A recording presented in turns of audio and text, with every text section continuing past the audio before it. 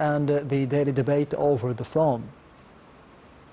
And as Dr. Abdurrahman stated, that the right people need to be within the House of Representatives for the upcoming round, as we did see the statements of the head of the executive authority yesterday, Councillor Ahmed Binderi, during the press conference, stating that we need the Egyptians to be going and voting and casting their ballots for the rerun or for the repeat of the annulment of the 30 constituencies that took place in 10 different governorates, including major cities, major governorates like Alexandria, like Giza, like Fayoum, all those governorates that are located in Upper Egypt and in different parts of the country as well. And to be shedding more light on this important topic, I'm honored to be having with me over the phone Dr. Monica William, the Professor of International Relations. Dr. Monica, thank you very much for being with us tonight on the Daily Debate.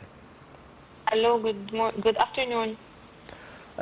Thank you very much once again. Of course, as we did see today, the restart or the repeat of the parliamentary elections for the first phase, including 10 governorates, 58 seats are up for grabs, and we have seen the inauguration or the kicking off of the parliamentary elections taking place yesterday in Cairo, according to the statements of Councillor Ahmed Binderi, and it started in New Zealand. But as usual, the main turnout, the bigger turnout, the higher numbers are from the GCC countries, from the Gulf states. How did you see the first day, and how did you see the voter turnout for the first day, and what are your expectations for the next day, the second one?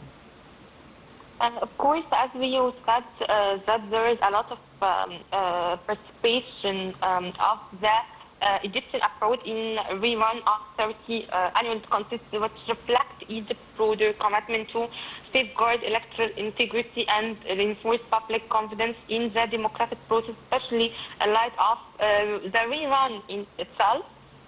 So the National Election Authority decision to rehold voting in this district underscore a firm adherence to the principle of transparency, accountability, and due process.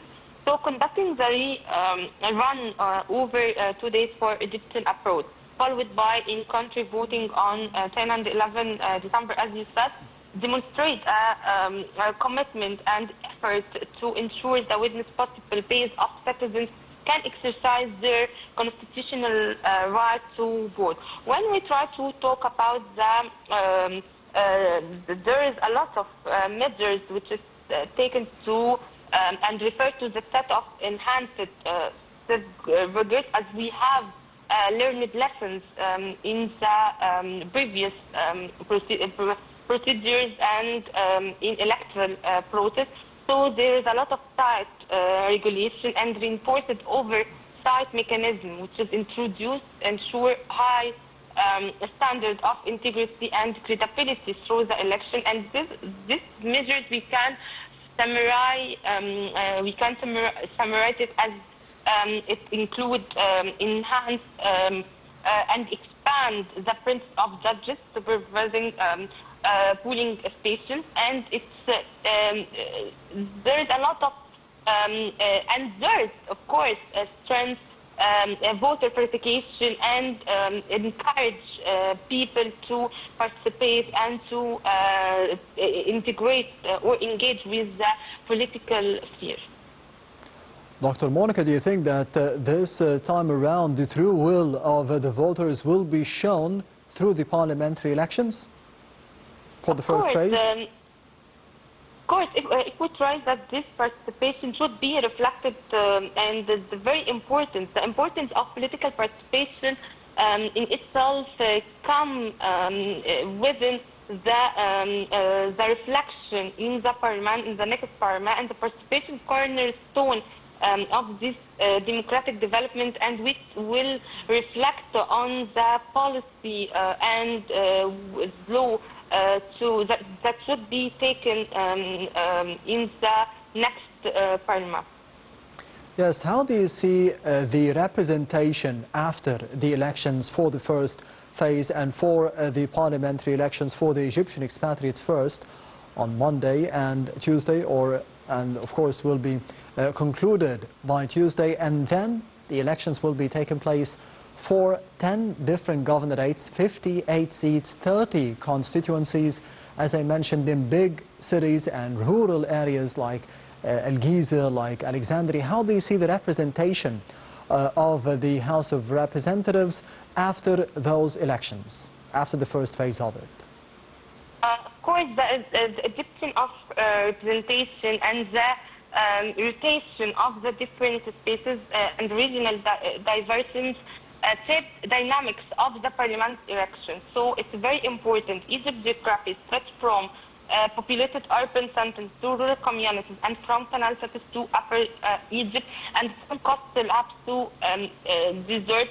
So it's very important to see urban governance such as Cairo, Alexandria, and Giza, and it reflects higher voter awareness and political literacy. In contrast, we have rural and semi-rural areas which tend to prioritize direct service delivery or candidates with strong tribal or familial or community connections. So the higher turnout in some districts due to strong social mobilization.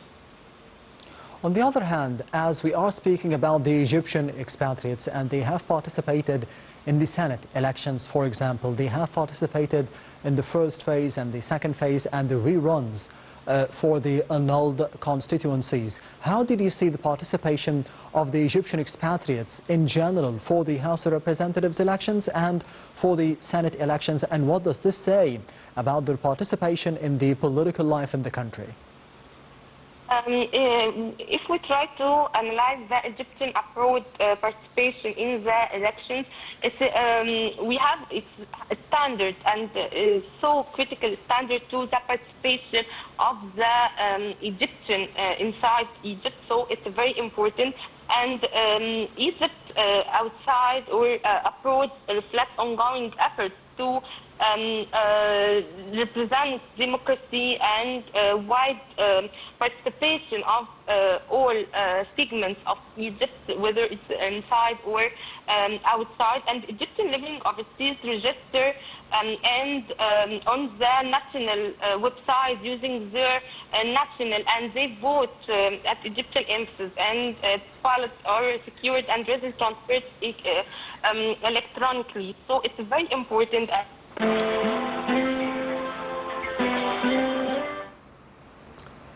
Dr. Monica William, can you hear me?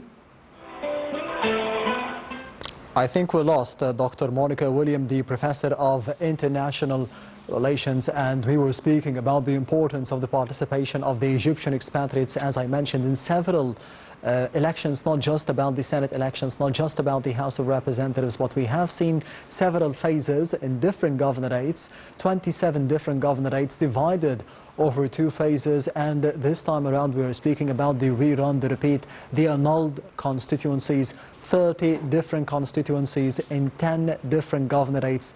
58 seats are up for grabs in those important 10 governorates, and we'll be seeing how things will be going as long as the transparency is there, as long as the fairness is there, because this will be solidifying the electoral process and the faith and the will of the Egyptians, the Egyptian expatriates and the Egyptians living within Egypt in the electoral process in general.